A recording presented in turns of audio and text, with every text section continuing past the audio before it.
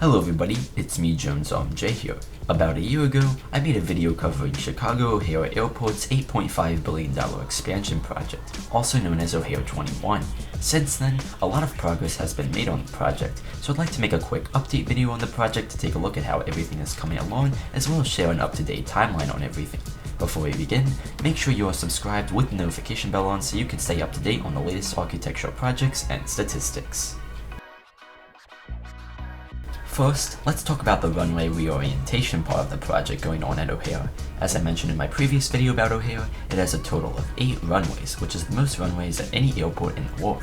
While having a lot of runways can theoretically be great, they originally were laid out in a sort of spoke design, which while it provided multiple directions for takeoff and landings depending on wind conditions, it also led to far more congestion since the number of takeoffs and landings at a time was severely limited. The runway reorientation at O'Hare is making 6 of the 8 runways parallel, which will help dramatically decrease congestion at the airport by enabling far more aircraft to land and take off at a time. According to a September presentation from the Chicago Department of Aviation, runway 9R/27L is currently the last runway that is still under construction. Once it's complete, the runway reorientation project at O'Hare will be completely finished. Many O'Hare passengers have already noticed some major improvement in taxi times, so the runway reorientation definitely has helped ease congestion at O'Hare. Next up, let's talk about the Airport Transit System, or ATS. This is O'Hare's automated people mover, which transports passengers between the 4 terminals and the new multi-model facility, which houses the rental car center and the new economy parking garage. Back in early 2019, the ATS was closed so that the tracks could be extended to the new multi-model facility and so the train cars could be upgraded. The project was only supposed to take a couple of months to complete, but was significantly delayed due to the pandemic. Thankfully, the ATS finally reopened in November 2021, after multiple delays and going nearly $13 million over budget. The new system is able to run a lot more frequently and can transport nearly double the number of passengers in the same amount of time as the old system. So far, feedback for the new system has been positive, but the delays had definitely been frustrating for frequent O'Hare travelers who depend on the system. Next up, here's a look at the progress on the expansion going on at Terminal 5, O'Hare's current international terminal. In my last video, I mentioned that it would add 10 gates, with 2 of them being Airbus A380 capable, renovate and expand the existing portion of the terminal by expanding security checkpoints and adding more gate space, and install a new and improved baggage handling system.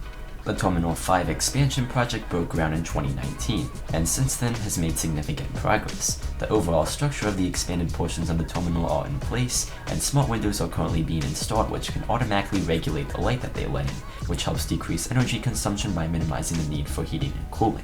As far as the most updated timeline goes for the expansion, the first gates in the new concourse will open in mid-2022.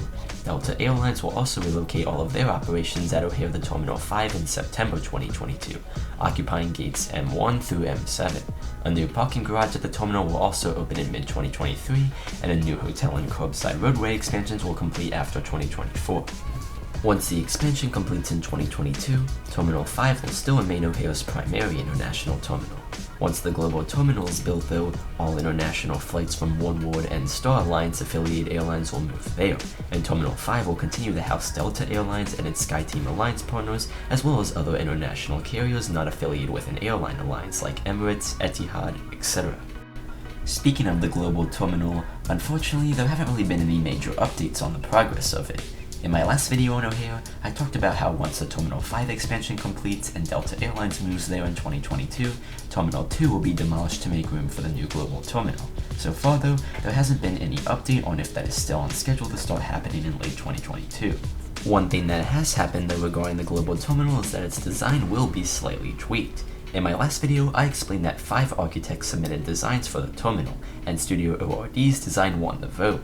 While its design is really cool, because of the open nature of it, it was determined that the cost to heat and cool such an enormous space would be very high, so it's been reported that the terminal will be slightly redesigned to accommodate this concern. As of now though, no updated renderings have come out for what the redesigned roof could look like. I personally hope they keep some design elements like the wood accents because I thought they helped add a nice contrast to what would otherwise be a boring white interior, similar to what we see in many other airports. The global terminal is currently still expected to complete in 2028. In conclusion, the progress made on the $8.5 billion expansion project at O'Hare has been good. The runway reorientation will soon be complete, the ATS is finally reopened with a new and upgraded experience, Construction on the Terminal 5 expansion has made great progress and will complete in mid to late 2022, and the global terminal is seemingly still on track to be complete in 2028, with a slight redesign to the roof to help with sustainability. Be sure to let me know what you think about the progress on O'Hare's expansion down in the comments below. Thanks a lot for watching, don't forget to like and subscribe, and I'll see you guys in the next video.